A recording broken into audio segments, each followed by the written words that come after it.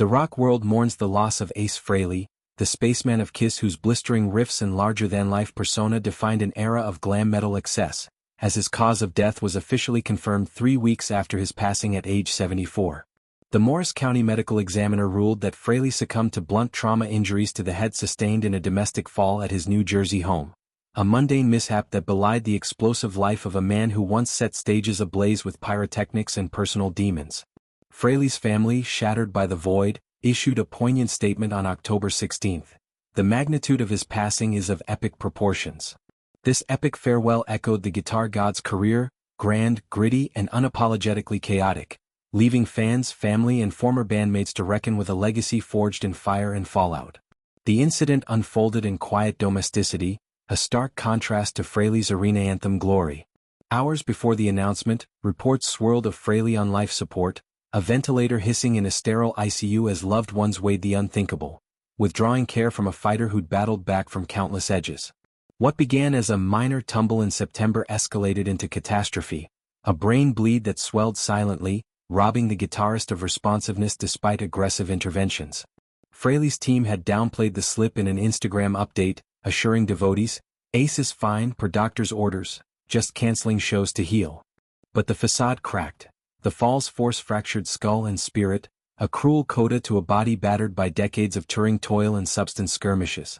Paramedics rushed him from his Montville manse, once a rocker's retreat stocked with guitars and ghosts, to Morristown Medical Center where neurosurgeons battled the bleed, but entropy won.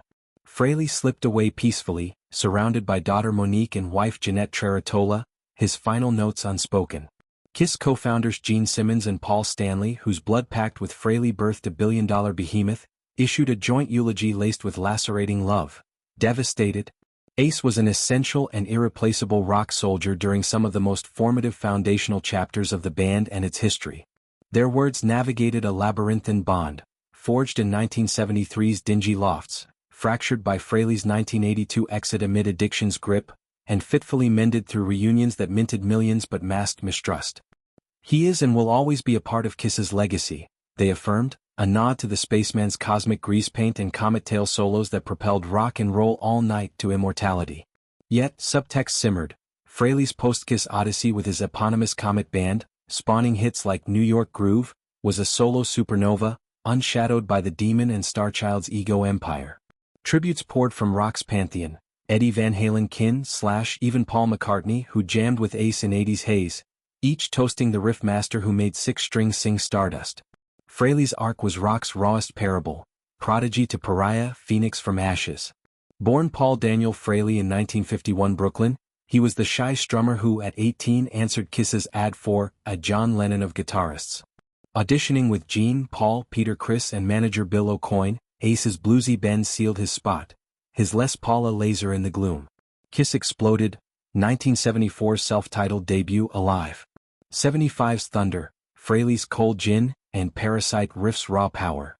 But stardom's siren song soured, booze and blow-fueled 70s excess, on-stage mishaps, setting his hair aflame, masking meltdown. By 82, ousted for unreliability, Frehley fled to Frehley's Comet, 1987's self-titled LP peaked at number 43, Into the Night a radio staple. But demons dogged, bankruptcies and brawls bookending brilliance. Sobriety's siren call came in waves. AA in the 90s, reunions 490SXS Alive/World Without End, 98 Psycho Circus. Frehley's 2006 10,000 Volts roared back, but relapses ravaged, 2011's Hologram Tour hiatus, 2018's Origins Volume 1 covers nodding to Roots, Kinks, Rolling Stones.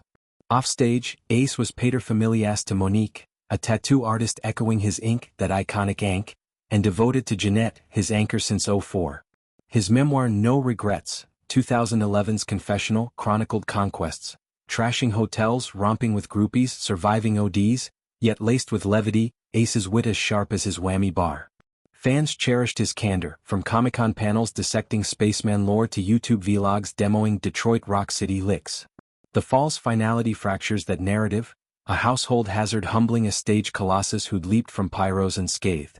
Tributes trend, murals in Times Square, Spotify playlists surging Ace of Spades, wait Motorhead, but Kiss kin. Monique's eulogy, Dad's riffs rocked our world, now heaven's got the best guitarist. Jeanette's whisper, my comet, eternal orbit. Simmons, ever the showman, vows a Kiss tribute tour finale honoring the fourth face. Frehley's void echoes in empty arenas, but his soundscape endures. Vinyl scratches, amp hums, a legacy louder than any last call. Rock's spaceman, grounded too soon, reminds, even stars fall, but their light lingers infinite.